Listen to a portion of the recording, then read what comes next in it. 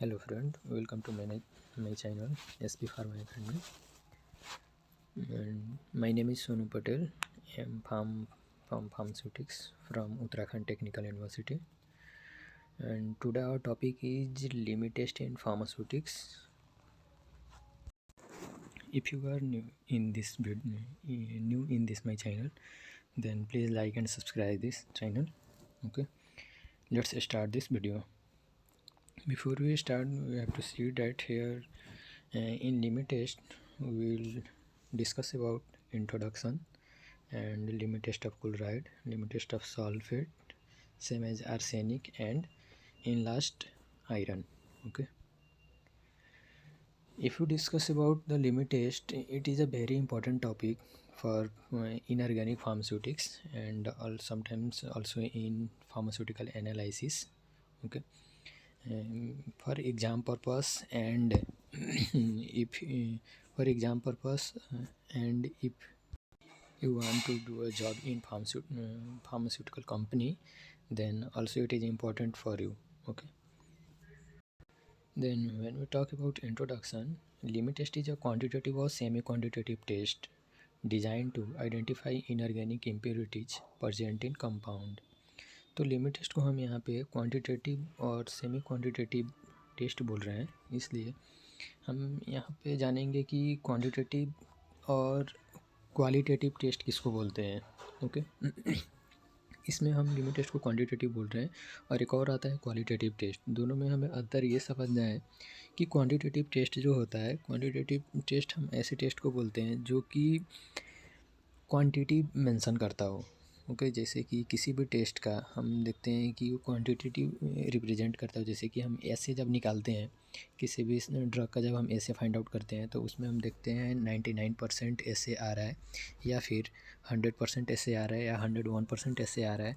तो quantitative quantity fix कर देगा कि इस पर्टिकुलर सब्सटेंस का ऐसे या फिर जो भी हम उसका क्राइटेरिया जो निकाल रहे हैं उसका इतने परसेंट है करके इस तरह से क्वांटिटी को डिफाइन कर देगा. तो ऐसे टेस्ट को हम बोलेंगे quantitative test. But qualitative test जो होगा, क्वालिटेटिव टेस्ट में क्या होगा कि उसमें हम सिर्फ फिजिकल एनालिसिस होता है और फिजिकल एनालिसिस से ही हम कंपेयर करके बता देंगे रिज़ल्ट की इस तरह से है करके. ठीक है, उसमें हम स्टैंडर्ड से कंपेयर करेंगे और हम अपना रिज़ल्ट बता देंगे, उसको हम बोलेंगे क्वालिटेटिव टेस्ट. ठीक है, तो यहाँ पे हम इसको सेमी क्वांटिटेटिव टेस्ट भी इसलिए बोल रहे हैं क्योंकि बाद में जाके हम इसको कंपेयर भी करते हैं लिमिट टेस्ट को अपने स्टैंडर्ड से. ठीक है, तो इसीलिए यहाँ पे बोल रहा है कि लिमिट टेस्ट में हम सिर्फ इनऑर्गेनिक इम्प्योरिटीज़ को हम आइडेंटिफाई करते हैं यहाँ पे अपने कंपाउंड में जो भी मौजूद होता है ड्रग में. ठीक है, तो अब हम यहाँ पे देखेंगे इनऑर्गेनिक इम्प्योरिटीज़ किसको कहते हैं. ठीक है, इनऑर्गेनिक इम्प्योरिटीज़ ऐसे इम्प्योरिटीज़ होते हैं जिसके कार्बन कंपाउंड नहीं होते हैं, जैसे कि क्लोराइड हो गया. ठीक है, उसके बाद में सल्फेट हो गए, उसके बाद में हेवी मेटल्स सारे हो गए जैसे कि आयरन हो गया, लीड हो गया, आर्सेनिक हो गया, मर्क्यूरी हो गया. ये सारे चीज़ को, इन सारे मेटल्स को हम इनऑर्गेनिक इम्प्योरिटीज़ बोलते हैं. ठीक है, देन नेक्स्ट यहाँ पे आ रहा है कि in limit test we identify the impurities in substance by comparing it with standard. Limit test में हम क्या करते हैं कि अपने जिस भी सब्सटेंस का लिमिट टेस्ट हम निकालते हैं उसको क्या करते हैं कि स्टैंडर्ड से कंपेयर करते हैं, देन आइडेंटिफाई करते हैं कि हाँ ये पास है या फेल है. वो फर्दर हम बाद में टेस्ट में देखेंगे. फिर आगे हम बोल रहे हैं, फिर हम यहाँ पे देखते हैं substance which we identify is called test substance. ठीक है, ऐसे सब्सटेंस जिसको हमें आइडेंटिफाई करनी होती है उसे हम टेस्ट सब्सटेंस बोलते हैं. और substance which we compare test called standard substance. Okay, तो ऐसे सब्सटेंस जिसको कंपेयर करना होता है, जिससे हम कंपेयर करते हैं उसको हम क्या बोलते हैं, स्टैंडर्ड सब्सटेंस बोलेंगे. ठीक है, देन नेक्स्ट आता है हमारा इम्प्योरिटीज़ के बारे में. इम्प्योरिटीज़ किससे बोलेंगे हम ये चीज़ जानेंगे यहाँ पे. ठीक है, तो impurities in pharmaceuticals are unwanted chemical that remain with active pharmaceutical agent, that is API, or developing during formulation or upon again of both API and formulated API to medicine. Pharmaceutical में impurities हम ऐसे substance को बोलते हैं जो कि unwanted chemical substance है और एक्टिव फार्मास्यूटिकल इंग्रेडिएंट में मिक्स रहता है. ठीक है, जैसे जिसको हम एपीआई बोलते हैं। तो ऐसे सब्सटेंस को हम इम्प्योरिटीज बोलते हैं। और उस आता कहाँ से है, या तो एपीआई में पहले से मिक्स रहेगा, या फिर हमारे एक्सिपिएंट में मिक्स रहेगा, या फिर जब हम फार्मूलेशन बनाते हैं, फार्मूलेशन के दौरान भी वो जा सकता है। ठीक है, तो टाइप ऑफ इम्प्योरिटीज देखते हैं। तो फार्मास्यूटिक्स में इम्प्योरिटीज़ को 3 टाइप में डिफाइन किया गया है: toxic impurities, cumulative impurities and harmless impurities. ठीक है, तो टॉक्सिक इम्प्योरिटीज़ हम ऐसे इम्प्योरिटीज़ को बोलते हैं जो कि हमारे बॉडी को हार्मफुल इफेक्ट काउज करता है, जैसे कि आर्सेनिक हो गए। ठीक है, क्यूमुलेटिव इम्प्योरिटी ऐसे इम्प्योरिटीज़ को बोलेंगे कि ये कुछ समय के बाद में हमारे बॉडी में टॉक्सिक इफेक्ट शो करेगा, यानी जब तक उसका एक्यूमुलेशन हमारे बॉडी में ज़्यादा नहीं होगा तब तक वो अपने एक्शन शो नहीं करेगा। ठीक है, जैसे कि हैवी मेटल्स हो गए। उसी तरह हार्मफुल इम्प्योरिटीज़ हम उसको बोलेंगे कि ये ऐसा इम्प्योरिटीज़ होता है कि ये हमारे बॉडी को डायरेक्टली इफेक्ट नहीं पड़े करेगा, बट जो एक्टिव सब्सटेंस होता है, जो ड्रग हम खाते हैं, ठीक है, उस ड्रग में यदि इम्प्योरिटीज़ मौजूद है तो उस ड्रग का एक्टिव को यानी पोटेंसी को कम कर देगा वो, ऐसे इम्प्योरिटी, जिसको जैसे कि क्लोराइड हो गया, ठीक है, सल्फेट हो गया, etc। ओके, नेक्स्ट अब हम स्टार्ट करते हैं लिमिट टेस्ट ऑफ क्लोराइड। ठीक है, तो एक बात हम यहाँ पे जानेंगे कि यदि आप एग्ज़ाम पर्पस के व्यू से देख रहे हो, या फिर सपोज किसी भी कॉम्पिटिटिव एग्ज़ाम के प्रिपरेशन के लिए हो, तो किसी भी लिमिट टेस्ट का बारे में आप जब स्टडी कर रहे हो तो उसमें हमें 2-3 चीज़ें ध्यान देनी होती है। वो चीज़ होता है, पहले हम प्रिंसिपल देखते हैं, नेक्स्ट रिएक्शंस वगैरह देखते हैं, और देन आता है हमारा प्रोसीजर। ओके, ये 3 चीज़ें हमें ध्यान देनी है। तो पहले आता है प्रिंसिपल। तो principle limit test of chloride का प्रिंसिपल हम देखते हैं। तो limit test of chloride is based on the reaction of soluble chloride with silver nitrate, ठीक है, in the presence of dilute nitric acid to form silver chloride, ठीक है, which appears as solid particle opalescence in the solution. ठीक है, chloride का limit test में हम ये बात बोल रहे हैं, जिस भी सब्सटेंस में हम क्लोराइड का लिमिट टेस्ट आइडेंटिफाई करेंगे, पहले तो हम क्या करेंगे, उस सब्सटेंस का सॉल्यूशन बनाएंगे। ठीक है, सॉल्यूशन बनाते हैं तो उसको हम रिएक्शन कराते हैं सिल्वर नाइट्रेट से। ठीक है, सिल्वर नाइट्रेट से इन the presence of dilute nitric acid. ठीक है, जिसके वजह से क्या होगा कि सिल्वर क्लोराइड का फॉर्मेशन होगा। ठीक है, और एक वाइट ओपैलेसेंस का जैसे सॉल्यूशन बन जाएगा। ठीक है, हम रिएक्शन में समझते हैं उस चीज़ को। सपोज हम एक सब्सटेंस का सॉल्यूशन बनाएं, जैसे कि NaCl है हमारा, उसका सॉल्यूशन बनाएं, और उसको हम क्या कर दिए कि सिल्वर नाइट्रेट से ट्रीट करा दिए। किसके परसेंस में, एसिड के परसेंस में, वो भी डाइल्यूट एसिड ले रहे हैं। सॉरी, डाइल्यूट एसिड नहीं है, ये तो है स्ट्रॉन्ग एसिड, बस इसको हम डाइल्यूट सॉल्यूशन बना के ही यूज़ करते हैं।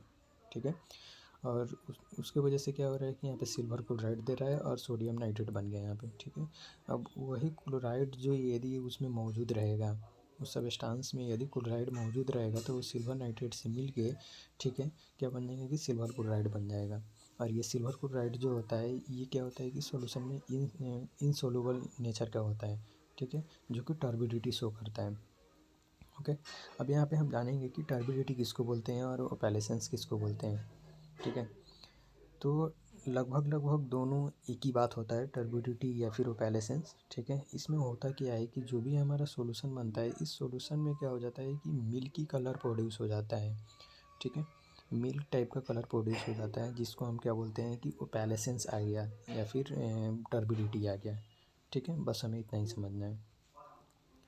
नेक्स्ट हम प्रोसीजर का बात करें, तो प्रोसीजर में हम क्या करेंगे कि एक होता है हमारा टेस्ट सॉल्यूशन और दूसरा होता है standard solution.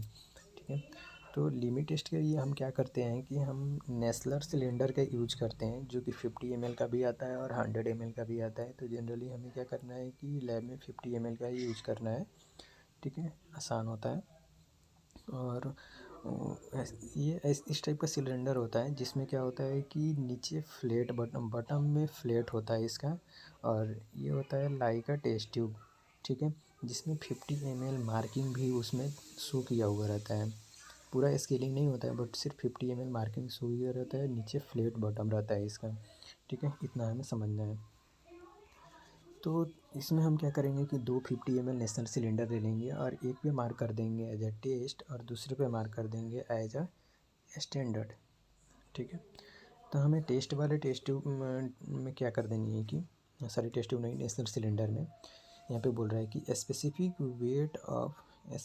Wait of compound is dissolve in distil water और solution is prepared as directed in the pharmacopoeia and transfer to Nessler cylinder. ठीक है, इसमें हमें क्या करना है, जिस भी ड्रग का हमें क्लोराइड लिमिट टेस्ट आइडेंटिफाई करनी है उसको हम उसका पहले एक सॉल्यूशन बना देंगे, जो कि हमारा या तो आईपी से देखेंगे या फिर हमारा सपोज यदि आप लैब में यूज कर रहे हो, क्यूसी लेबोरेटरी में हो, कंपनी में किसी, तो वहाँ पे आपके पास एक वो मिलेगा, एक वो मिलता है हमारे पास टीडीएस वगैरह मिलता है। ठीक है, टेस्ट डाटा शीट जिसको हम बोलते हैं, या फिर प्रोसीजर का एक हमारे पास स्पेसिफिकेशन चार्ट मिलता है जिसमें पूरा मेंशन किया रहता है कि उस ड्रग का कितने % का सॉल्यूशन बनानी है या फिर पीपीएम के बनानी है, क्या बनानी है, उसमें पूरा प्रोसीजर दिया हुआ रहता है। तो वही बोल रहा है कि स्पेसिफिक अमाउंट ऑफ कंपाउंड को हमें क्या करना है, डिस्टिल वाटर में डिजोल्व कर देनी है और नेशनल सिलेंडर में हमें ट्रांसफ़र कर लेनी है उसे। ठीक है, तो उसके बाद में क्या होगा कि स्टैंडर्ड में हम बात करें तो स्टैंडर्ड में हम क्या करते हैं कि क्लोराइड स्टैंडर्ड सॉल्यूशन बनाते हैं 25 ppm का। ठीक है, और उसको हम 10 ml ले लेते हैं। अब ये 25 ppm का क्लोराइड स्टैंडर्ड सॉल्यूशन कैसे बनता है, ये मैं आगे इसमें मेंशन किया हूँ, इसमें आप देख सकते हो। ठीक है, और एंड 5 ml वाटर ले लेनी है। ठीक है, नेक्स्ट हम देखते हैं टेस्ट में। तो टेस्ट में क्या होता है कि अब उसके बाद वाला जो भी प्रोसीजर आएगा दोनों में टेस्ट और स्टैंडर्ड में सेम आएगा। तो 1 ml of dilute nitric acid ले लेंगे, स्टैंडर्ड में भी सेम वैसे ही 1 ml डाइल्यूट नाइट्रिक एसिड ले लेंगे।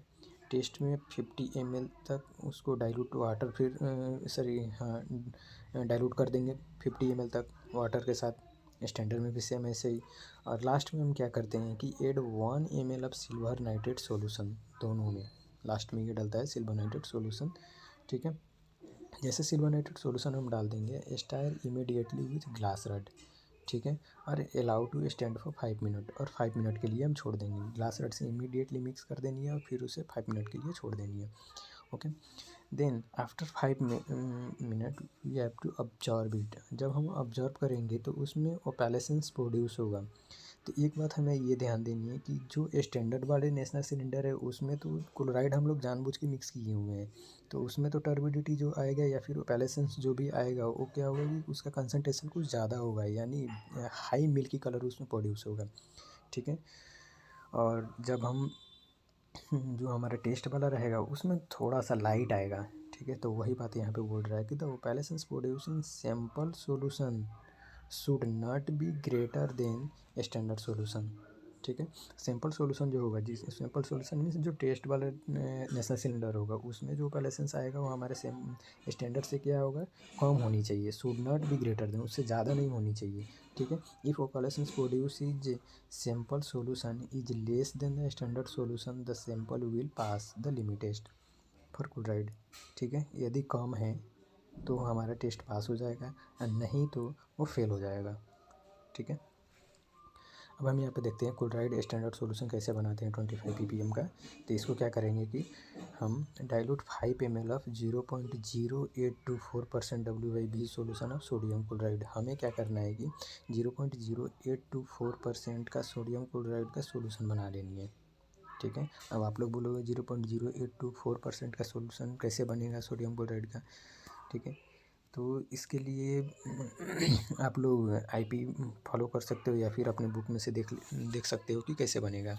ठीक है, या फिर आप लोग कमेंट करोगे तो इसके बारे में मैं नेक्स्ट वीडियो बना दूंगा। ठीक है, तो पहले हमें क्या करनी है कि 0.0824% WB का सोडियम क्लोराइड का सॉल्यूशन बना दें। देन उसमें से 5 ml लेकर और उसको 100 ml तक डिस्टिल वाटर से वॉल्यूम मेकअप कर देनी है। ठीक है, तो ये हमारा बन जाएगा 25 ppm का क्लोराइड सॉल्यूशन। देन उसके बाद में हमें क्या करनी है,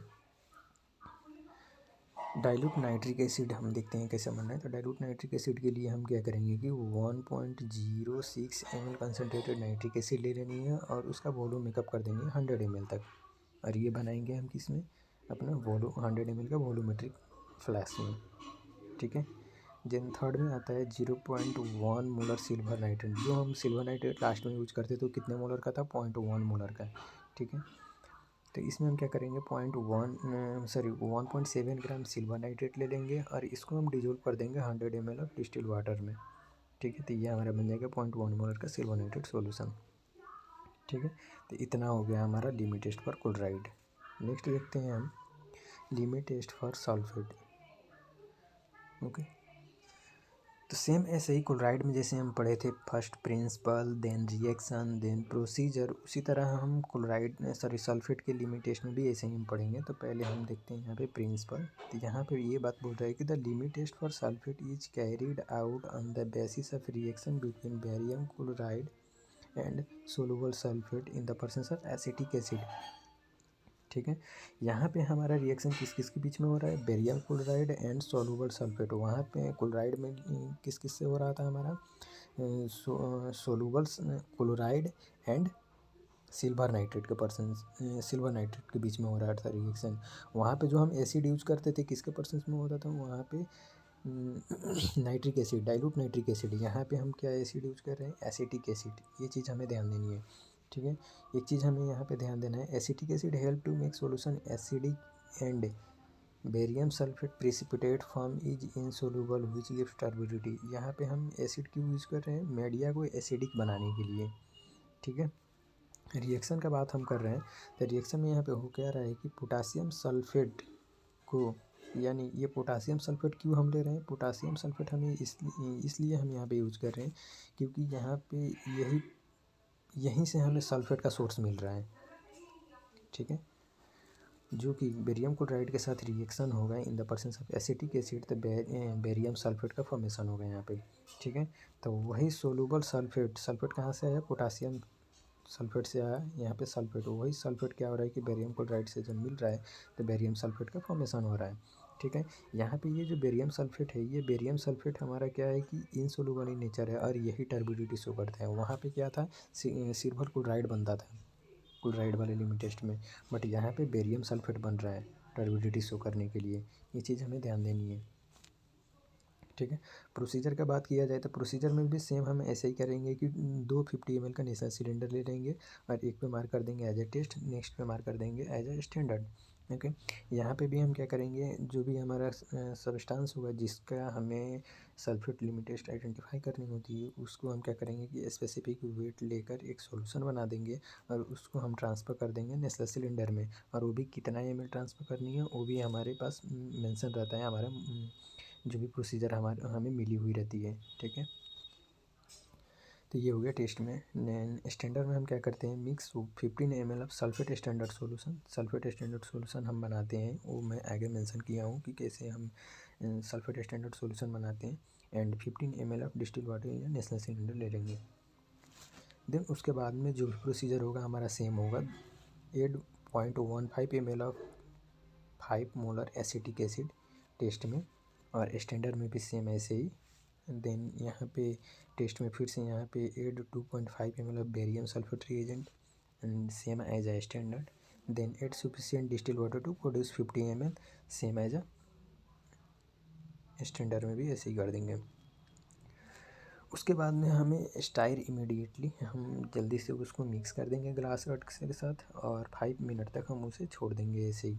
ठीक है, और एक बात हमें ध्यान देनी है, यहाँ पे इसको लाइट से प्रिजर्व करके बचानी है, हमें प्रोटेक्ट करके रखनी है। ठीक है, देन आफ्टर 5 मिनट हम कंपेयर करेंगे जब अपने टेस्ट को स्टैंडर्ड के साथ, तो यहाँ पे भी वही होनी चाहिए, जो हमें ओपेलेसेंस प्रोड्यूस हो रहा है टेस्ट में वो हमारे क्या होनी चाहिए, स्टैंडर्ड्स के कंपेयर में कम आनी चाहिए, तभी जाके हमारा टेस्ट पास होगा, नहीं तो फेल हो जाएगा। ठीक है, ऑब्जर्वेशन में हमें वही चीज़ देखनी है। तो ये हो गया हमारा सल्फेट का लिमिटेड। यहाँ पे हम देखते हैं बेरियम सल्फेट रिएजेंट कैसे बनाते हैं। ठीक है, बेरियम सल्फेट रिएजेंट बनाने के लिए mix 10 ml of 25% W/V solution of barium chloride. Barium chloride से हम बेरियम सल्फेट का सोल्यूशन बना रहे हैं। इन और वो क्या डालनी है कि and 15 ml of ethanolic sulphate standard solution, जो कि 10 ppm का होता है। अब ये कैसे बनाते हैं 10 ppm का सल्फेट स्टैंडर्ड सोल्यूशन, हम आगे देखेंगे। And allow standing for 1 minute. It should always be fresh prepare. ये हम तभी बनाते हैं जब हमें यूज़ करना होता है, ये नहीं पहले से कभी कोई बना के रखा हुआ है हम यूज़ कर लिए तो एग्जैक्ट रिजल्ट वो नहीं दे पाता है। ठीक है, अब यहाँ पे हम देखते हैं सल्फेट स्टैंडर्ड सॉल्यूशन 10 ppm का कैसे बनाते हैं। इसके लिए हमें क्या करनी है, dilute 1 ml of 0.181% W/V solution of potassium sulphate ले लेनी है। पोटासियम सल्फेट का हम इतना % का सॉल्यूशन पहले बना देंगे। ठीक है, उसमें से 1 ml को हम क्या करेंगे कि डाइल्यूट करेंगे कितना, 100 ml तक। गया समझ में। एक्चुअली हम यहाँ पे कर क्या रहे हैं कि 0.181% का यानी WV सोल्यूशन हम बना रहे हैं, ठीक है, किसका, पोटासियम सल्फेट का, और उसमें से 1 ml लेकर उसको डाइल्यूट कर देनी है 100 ml तक, ठीक है। ये बन गया हमारा 10 ppm sulphate solution. Then ethanolic sulphate standard solution जो हम यूज़ कर रहे थे वो कैसे बना रहे हैं, वो भी 10 ppm का।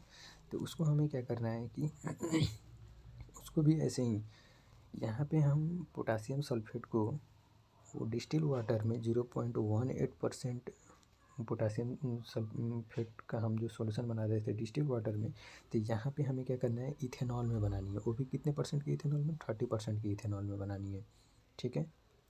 और उसमें से 1 ml लेकर उसको 100 ml तक वॉल्यूम मेकअप कर देंगे। प्रोसीजर दोनों सेम है। यहाँ पे क्या रहा है कि सॉल्वेंट एज हम क्या करते थे, डिस्टिल वाटर लेते थे, बट यहाँ पे सॉल्वेंट हम 30% इथेनॉल ले रहे हैं। बट तो एक हो गया सिंपल हमारा सल्फेट स्टैंडर्ड सॉल्यूशन, और दूसरा हो गया इथेनॉलिक सॉल्यूशन, ठीक है। देन नेक्स्ट आ गया 5 मोलर एसिटिक एसिड कैसे बनाएंगे। तो 5 मोलर एसिटिक एसिड बनाने के लिए हम यहाँ पे 28.5 ml ग्लेशियल एसिटिक एसिड ले लेंगे और उसका वॉल्यूम मेकअप कर देंगे 100 ml तक, बन गया 5 molar acetic acid, so easy. Next है हमारा limit test for arsenic. Limit test arsenic ये बहुत ही इम्पोर्टेंट टॉपिक है और ये अक्सर एग्ज़ाम में पूछी जाती है, ठीक है। तो इसको आप लोग बढ़िया से पढ़ लेना। इसमें खास करके इसका प्रिंसिपल, इसका रिएक्शन और इसमें जो भी एपरेटस असेंबली यूज होता है उसके बारे में बढ़िया से आप लोग पढ़ लेना, ये हमेशा पूछी जाती है एग्ज़ाम में। तो चलिए हम इसके बारे में देखते हैं। Arsenic is undesirable and harmful type of impurities. ये एक बहुत ही हमारे बॉडी के लिए बहुत ही खतरनाक इम्प्योरिटीज़ है। जैसे कि हम पहले भी देखे थे टाइप ऑफ इम्प्योरिटीज़ में, ये टॉक्सिक इम्प्योरिटीज़ के अंतर्गत आता है और ये हमारे बॉडी को हार्मफुल इफेक्ट शो करता है, ठीक है। तो ये बहुत ही खतरनाक टाइप की इम्प्योरिटीज़ है। इसीलिए आईपी ने प्रिस्क्राइब किया है कि किसी भी सब्सटेंस में आर्सेनिक की मात्रा नॉट मोर देन 2 ppm होनी चाहिए, ठीक है। तभी उसे हम सब्सटेंस को एक्सेप्टेबल के रूप में लेंगे, नहीं तो उसको हम रिजेक्ट कर देंगे, ठीक है। सोडियम क्लोराइड का बात करें तो सोडियम क्लोराइड में नॉट मोर देन 1 ppm होनी चाहिए, तभी हम उस तरह का सोडियम क्लोराइड या फिर ड्रग मैन्युफैक्चरिंग में लेंगे या फिर खाने का तौर पे लेंगे, ठीक है।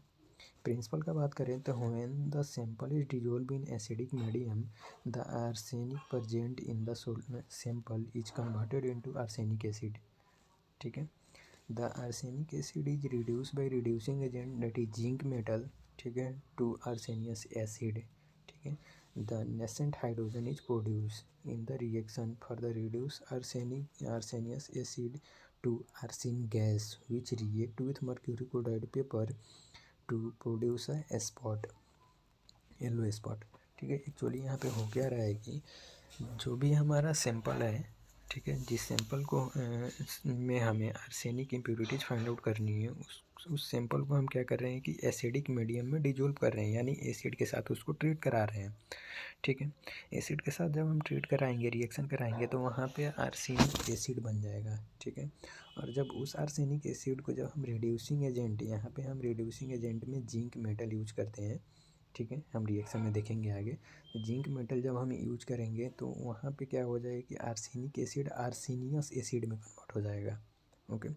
और वो आर्सेनियस एसिड फर्दर जाके नेसेंट हाइड्रोजन प्रोड्यूस करेगा, ठीक है। और वो प्रोड्यूस जो नेसेंट हाइड्रोजन होगा वो आर्सेनियस एसिड के साथ जब रिएक्ट करेगा तो आर्सिन गैस का प्रोड्यूस करेगा। कौन सी गैस का? आर्सिन गैस का प्रोड्यूस होगा। और यही आर्सिन गैस क्या होगा कि हमारे असेंबली में मर्क्यूरी क्लोराइड पेपर जो लगा हुआ रहता है, उस मर्क्यूरी क्लोराइड पेपर के साथ रिएक्ट करके येलो स्पॉट का फॉर्मेशन करेगा, ठीक है। ये चीज़ हम देखेंगे अपने असेंबली में। तो यहाँ पे हो क्या रहा है कि the depth of yellow stain और mercury chloride paper will depend on the quantity of arsenic present in the sample.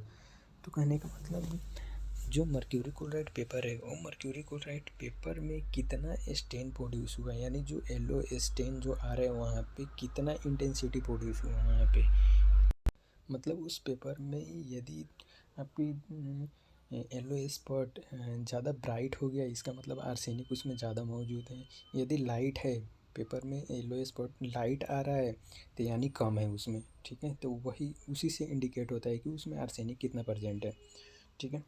तो यहाँ पे हम रिएक्शन का बात करें तो रिएक्शन में एक्चुअली हो क्या रहा है कि आर्सेनिक एसिड का पहले फॉर्मेशन हो रहा है, ठीक है। आर्सेनिक एसिड से जब आर्सेनियस एसिड बन रहा था यहाँ पे, ठीक है। आर्सेनियस एसिड जिंक मेटल के परसेंस में यहाँ पे Zn होगा, ठीक है, जिंक मेटल के परसेंस में। और आर्सेनियस एसिड क्या हो गया कि आर्सेन गैस नेसेंट हाइड्रोजन के परसेंस में, यहाँ पे नेसेंट हाइड्रोजन के परसेंस में क्या हो रहा है कि आर्सेन गैस का फॉर्मेशन हो रहा है, ठीक है। और यही आर्सेन गैस जो क्या होगा कि ये मर्क्यूरी क्लोराइड, एक पेपर आता है जिसमें मर्क्यूरी क्लोराइड मिक्स रहता है, मर्क्यूरी क्लोराइड पेपर से जब रिएक्ट करेगा तो यहाँ पे येलो स्पॉट फॉर्म करेगा। और वही येलो स्पॉट का यहाँ पे ये कॉम्प्लेक्स एक फार्मूला है, मोलिकुलर फार्मूला, ठीक है। नेक्स्ट हम बात करेंगे असेंबली के बारे में। आर्सेनिक एक असेंबली आता है जिसका डायग्राम यहाँ पे मैं शो किया हूँ। ये एक ऐसा असेंबली है जिसमें क्या होता है कि बॉटम में हमारा एक वेसल होता है जो कि कॉनिकल फ्लैक्स जैसा होता है दिखने में। और इस असेंबली का नाम है आर्सेनिक एपरेटस भी बोलते हैं, या फिर इसको गडजेट आर्सेनिक एपरेटस भी बोलते हैं, ठीक है। ये एग्ज़ाम में पूछी जाती है, कई कितने बार कम्पिटिटिव एग्ज़ाम में भी पूछी जाती है, गडजेट एपरेटस किसको बोलते हैं, ठीक है। या फिर आर्सेनिक टेस्ट में जो एपरेटस यूज़ करते हैं उसका नाम क्या है, ऑप्शन में गडजेट एपरेटस दिया हुआ रहता है, इसे हम ध्यान में रखेंगे, ठीक है। तो ये एपरेटस में एक्चुअली होता कैसा है, मैं ऐसे ही मैनुअली शॉर्टकट में बता दूंगा, बाकी डिटेल पढ़ने के लिए मैं यहाँ पे दे दिया हूँ, आप लोग पढ़ लेना। मैं पूरा बताऊंगा तो वीडियो हमारा काफ़ी लंबा हो जाएगा, तो हम यहाँ पे देख लेते हैं। तो एक्चुअली यहाँ पे एपरेटस होता है, जो इस एपरेटस में क्या होता है, बॉटम में हमारे कॉनिकल फ्लैक्स लाइक 100 ml का बोतल होता है नीचे एज ए कॉनिकल फ्लैक्स। और इसमें क्या होता है कि एक ट्यूब होता है जो कि कनेक्टेड रहता है हमारे कॉनिकल फ्लैक्स से, और यहाँ पे स्टॉपर लगा हुआ रहता है। और इसी ट्यूब में क्या होता है कि नीचे ऊपर क्या होता है कि नैरो इसका ज़्यादा रहता है, यानी डायमीटर जो होता है ज़्यादा रहता है। और उसके बाद में यहाँ पे श्रिंक हो जाता है। और यहीं पे क्या होता है कि एक होल होता है जहाँ से ये गैस जो इवोल्व होता है यहाँ पे, तो वही गैस निकल के बाहर जाता है, और ट्यूब के थ्रू बाहर जाके यहाँ पे हमारा मर्क्यूरी क्लोराइड पेपर अटैच रहता है। और वही गैस जाके मर्क्यूरी क्लोराइड पेपर से यहाँ पे रिएक्ट करके और स्पॉट का प्रोड्यूस करता है। और इन सब ट्यूब का लेंथ कितना रहता है, और उसके बाद में जो होल होता है यहाँ पे, इस होल का पोर साइज़ कितना होता है, वो सारा चीज़ इसमें मेंशन किया हुआ है, आप लोग पढ़ सकते हो, यहाँ पे देख सकते हो, ठीक है। देन नेक्स्ट हम इसके प्रोसीजर पे जाते हैं। तो प्रोसीजर में देखी जाए तो यहाँ पे भी हम क्या कर रहे हैं कि एक टेस्ट सॉल्यूशन अलग बना रहे हैं, एक स्टैंडर्ड सॉल्यूशन अलग बना रहे हैं। तो यहाँ पे हमें ध्यान क्या देनी है कि ये टेस्ट सॉल्यूशन के लिए भी एक असेंबली ऐसे तैयार करनी पड़ती है लैब में, और स्टैंडर्ड सॉल्यूशन के लिए भी एक असेंबली तैयार करनी पड़ती है। हमें दो दो असेंबली तैयार करनी पड़ती है, यानी कहने का मतलब जब आर्सेनिक का लिमिट टेस्ट हम जब फाइंड आउट करते हैं, डिटरमाइन करते हैं, तो हमें दो ऐसी गैजेट एपरेटस लेनी होती है लैब में, ठीक है। दो दो लेनी होती है, दो क्यों लेंगे, एक टेस्ट के लिए लेते हैं और दूसरा लेते हैं हम स्टैंडर्ड के लिए, ठीक है। तो यहाँ पे हम क्या करते हैं कि एक असेंबली के ऊपर हम लिख देते हैं टेस्ट, और दूसरे पर लिख देते हैं स्टैंडर्ड। तो हम देखते हैं टेस्ट के लिए क्या करना है। यहाँ पे डिजोल्व 2.5 ग्राम ऑफ सैंपल, ठीक है, in 50 ml of distilled water containing in bottle of arsenic limit test apparatus label on a test। जैसे कि मैं बोला था कि एक पे टेस्ट मेंशन कर देंगे वहाँ पे हम, और उस बोतल में हम क्या करेंगे कि 2.5 ग्राम ऑफ सैंपल हम उसमें डिजोल्व करेंगे, जो कि एमोनियम क्लोराइड सॉल्यूशन होगा वहाँ पे, इन 50 ml ऑफ डिस्टिल्ड वाटर, ठीक है। उस बोतल में क्या होगा कि 50 ml डिस्टिल वाटर होगा, उसमें हम क्या करेंगे 2.5 ग्राम ऑफ सैंपल हम डिजोल्व कर देंगे। Then to the above solution add 5 ml of 1 molar potassium iodide, ठीक है। उसमें हम क्या करेंगे 5 ml 1 molar potassium iodide use कर देंगे, ठीक है, जो कि आर्सेनिक AST होनी चाहिए, ठीक है। AST का मतलब ऐसा पोटासियम आयोडाइड सैंपल हमें मतलब सैंपल बनानी है जो कि आर्सेनिक टेस्ट के लिए यूज होता हो, यानी AST का मतलब उसमें आर्सेनिक फ्री होता हो, ठीक है, ऐसे कंपाउंड को हम यूज़ करेंगे। उसके बाद में 10 ml एस्टेनेटेड हाइड्रोक्लोरिक एसिड हम वहाँ पे यूज़ करेंगे। यहाँ पे हम हाइड्रोक्लोरिक एसिड भी यूज़ कर रहे हैं तो वो भी EST नेचर का होनी चाहिए। ठीक है, कहने का मतलब हमारे लैब में डिफरेंट ग्रेड के केमिकल आते हैं। ठीक है, उसमें से AR ग्रेड का आता है, उसके बाद में और भी डिफरेंट डिफरेंट ग्रेड का आता है। तो जिसमें हमें AST ग्रेड का लेनी है जो कि आर्सेनिक फ्री होता है।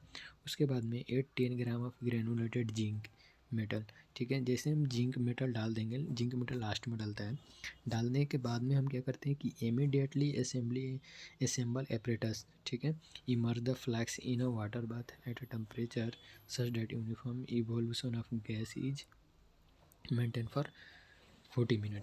इसमें हम क्या कर देंगे कि जल्दी से अपना असेंबली फिक्स कर देंगे वहाँ पे, और उसको हम क्या कर देंगे कि एक अपना वाटर बाथ लगा के रखेंगे जिसका टेम्परेचर हम 60 डिग्री मेंटेन करके रखे हुए रहते हैं, और उस पर हम रख देंगे 40 मिनट के लिए असेंबली के लिए। ठीक है, सिमिलरली स्टैंडर्ड सॉल्यूशन में भी हम ऐसे ही करेंगे कि ये भी साथ के साथ ही चलता है। जैसे हम टेस्ट सॉल्यूशन बनाते जाते हैं, हमारे स्टैंडर्ड सॉल्यूशन भी एक साइड में बनते जाता है।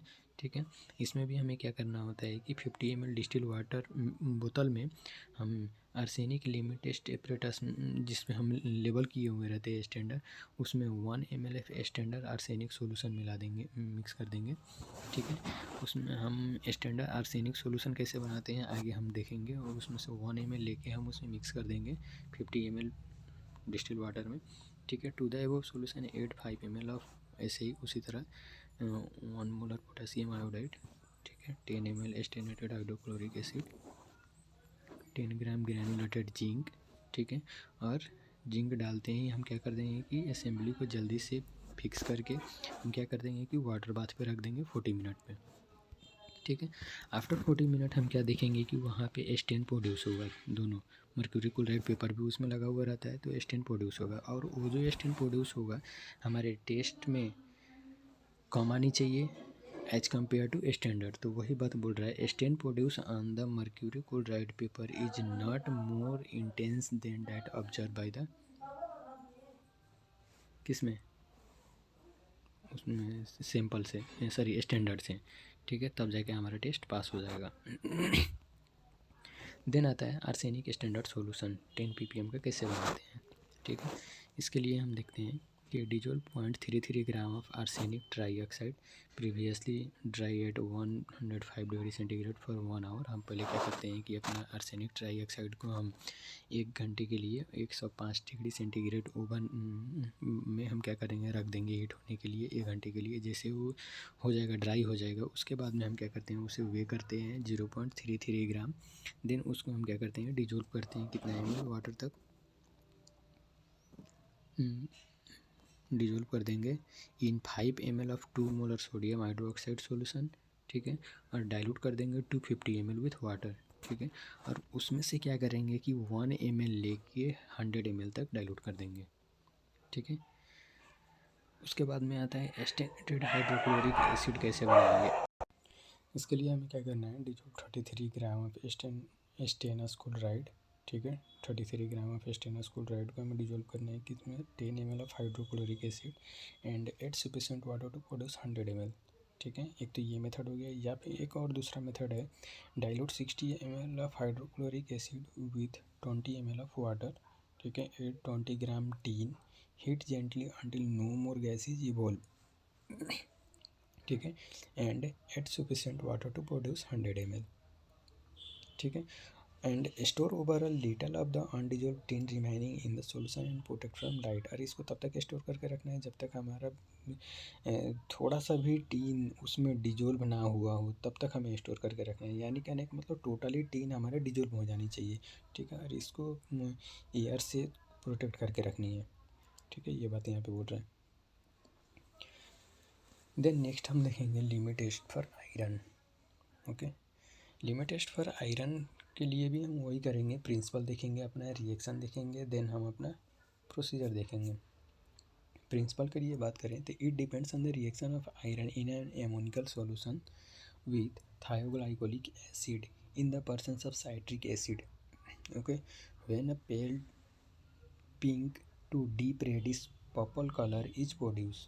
ठीक है, इसमें एक्चुअली होता क्या है कि हमारे सैंपल में जो भी आयरन मौजूद होते हैं वो क्या होता है कि एमोनिकल सॉल्यूशन में हम क्या करते हैं, एमोनिकल सॉल्यूशन एक बेसिक सॉल्यूशन है जिसको हम अल्कलाइन सॉल्यूशन भी बोलते हैं।